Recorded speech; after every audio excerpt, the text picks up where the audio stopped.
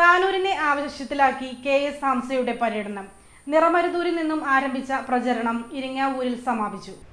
5 വർഷം മുമ്പ് ജയിച്ചുപോയ ജനപ്രതിനിധിയെ പിന്നീട് കണ്ടില്ലെന്നും തോൽവി ഭയന്നാണ് മലപ്പുറത്തേക്ക് കളം മാറിയതെന്നുമാണ് താനൂരുകാർ പറയുന്നത്.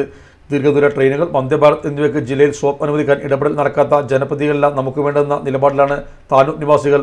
വർഷകാലത്ത് കഴുതുള്ളിയെത്തുന്ന കടൽ തങ്ങളുടെ വീടും മറ്റും പിഴുതെടുത്ത് കൊണ്ടുപോകുമ്പോൾ ആശ്വാസവാക്കുകൾ പറയാൻ പോലും എത്താത്ത ജനപ്രതിനിധി തന്നെ മുമ്പുണ്ടായതെന്നും സമാശ്വാസ പ്രവർത്തനം നടത്തുന്ന ഇടതുപക്ഷ സർക്കാരിന് പിന്തുണ നൽകിക്കൊണ്ട് LDF സ്ഥാനാർത്ഥിയെ വിജയിപ്പിക്കാൻ മുന്നിലാകുമെന്നാണ് താനൂരിലെ കടലോല നിവാസികൾ പറഞ്ഞത്. രാവിലെ നിറമരുതൂർ ഗവൺമെന്റ് ഹയർ സെക്കൻഡറി സ്കൂളിൽ പരിശീലനം നടത്തുന്ന ഗോഗോ താരങ്ങളെ കണ്ട് അഭിവാദ്യം അർപ്പിച്ചാണ് പര്യടനം ആരംഭിച്ചത്.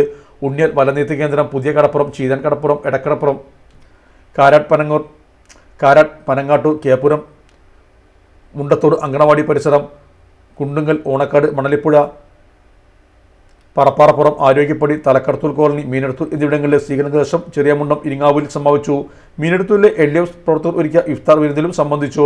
CPIM ജില്ലാ സെക്രട്ടേറിയറ്റ് അംഗം E. Jayan, area secretary Samad Tanalur, മണ്ഡലം തെരഞ്ഞെടുപ്പ് committee convener KT Sasi, CP Sethalavi, M. Anilkumar, KVA Khader, P. Dineshan, P. Satheesan, Askar Korattu, KK Velayudhan, P. Siraj, Balasangham സംസ്ഥാന സെക്രട്ടറി N. ആദിൽ എന്നിവർ സ്ഥാനാർത്ഥിക്കൊപ്പം പര്യടനത്തിൽ സംബന്ധിച്ചു.